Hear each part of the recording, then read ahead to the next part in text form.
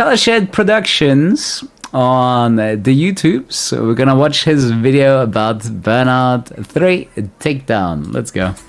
But the publisher remained persistent, with Ward claiming their minds were changed after an EA employee told him that Criterion were lucky with the Burnout games, and if they made another one, it wouldn't be anywhere near as good. Driven by the motivation to prove them wrong, Criterion agreed to work on another Burnout follow-up with EA Publishing, only on the condition that the developers had 110% creative freedom without interference, to at least reduce the risk of falling back into old habits and broken partnerships. It took just over a year to complete, and Burnout 3 Takedown was released for the PlayStation 2 and Xbox on September 2000. I like it though. Like, that's the kind of passion that you need for a good game, you know, just to stick it to EA, you know.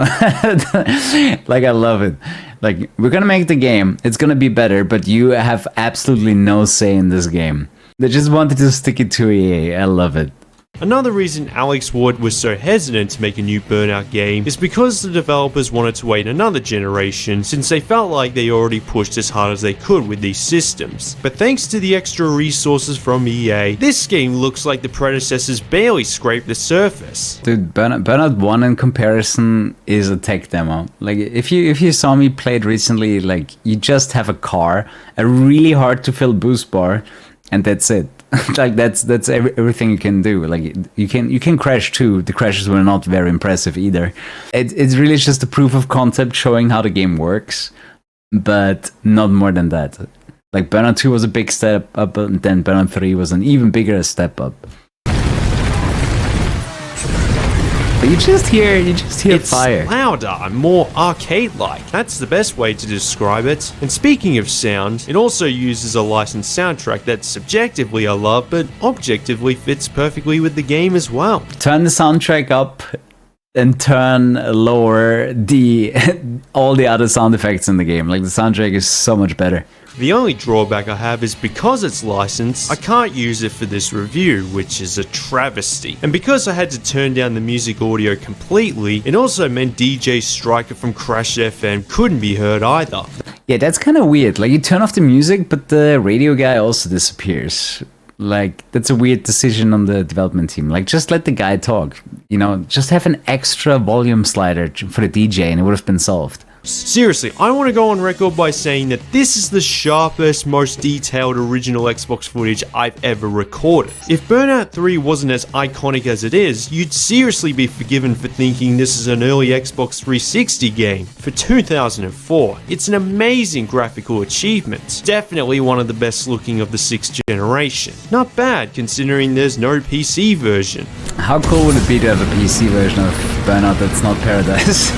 Though I would have liked to have seen more than 3 color schemes for each one, or even a color wheel or a visual customization option. I'm surprised. Yeah, that is really weird. Like, it wouldn't take them too much work to add a few more colors to the game. Like, how hard can it be?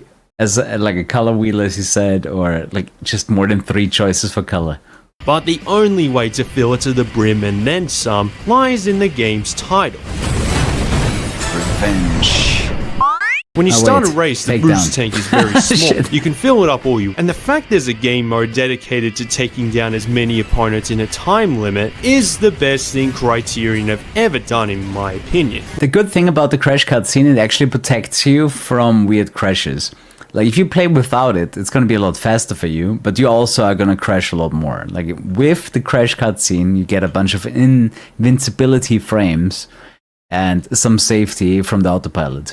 Alex Fry was desperate to maintain a frame rate at 60 per second. It was always a goal of theirs ever since they used the renderware engine that decade, but ultimately decided to cap it to 30 at the point of a crash, which was the correct choice in the long run. Though I reckon if it was released for the PC, there would have been an option to turn the frame rate to 60 at all times if a system was powerful enough. Another new feature is impact time, where you can enter slow motion during a crash and lightly move the car around so you can after-touch take down cars even in brief defeat. So when you respawn, the boost meter extends instead of reduces, and you still...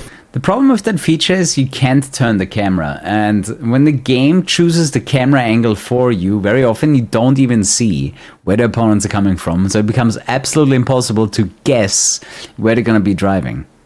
And it's not as good as it could have been. If they just gave you a little bit more control over the camera, like even just fine adjusting, always looking back, something like that would be good enough. But it happens way too often that you just don't see where the opponents are gonna be. Just be psychic doesn't really work, yeah. The sound. No, get away! Hey, what are you doing? It was fun in the second game, but also highly luck-based because you couldn't control your vehicle in mid-air. Basically, all you do after impact is sit back and enjoy the show. But I actually kind of like that, mostly because I don't like going for the multiplayer. I like to create the most damage as possible. And I gotta say, I kind of like the approach that Burnout 2 took. So I do like the crash mode more in Burnout 2 than 3. But I also like Burnout Revenge even more. Like, I think Burnout Revenge perfected it. And Burnout 3 is okay. I just don't like the 2x and 4x multiplier or the Heartbreaker. The Crash Breaker is fine. That one's fun. It's so addictive to get the gold medal in this game mode, you'll find yourself overdoing it at times. It gets to a point later on where it's more just trying to reach the big multiplier and less about enjoying the carnage. But overall, you get an incredible level of action movie excess. The only event that should have been omitted is face-off. Suddenly, it feels a lot more boring since there's only one opponent to worry about. True. So you don't have as many takedown opportunities to increase the boost so you don't move as fast, nor increase your point and total takedown tally all that much. It just really takes out a lot of the And this is where I usually talk enjoyment about the rubber banding, which so is little even cars. more flagrant than the predecessors.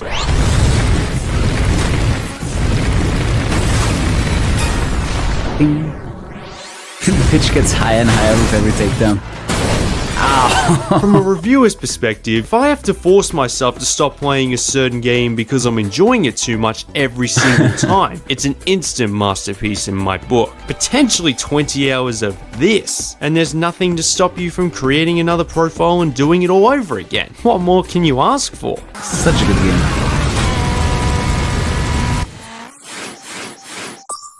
Yeah, that was ColourShed. Spencer McIntosh.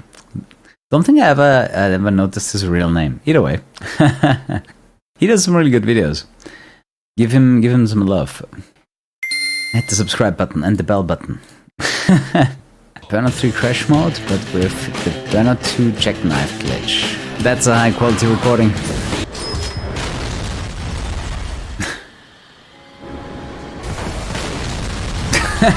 Bam.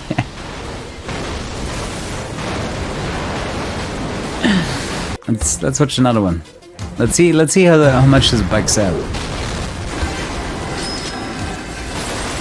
It's like somebody activated the bouncy mode.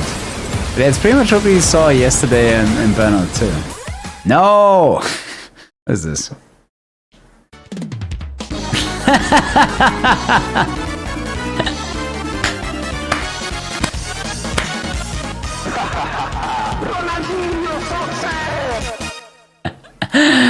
Ah shit, we got Ronaldinho suckered again.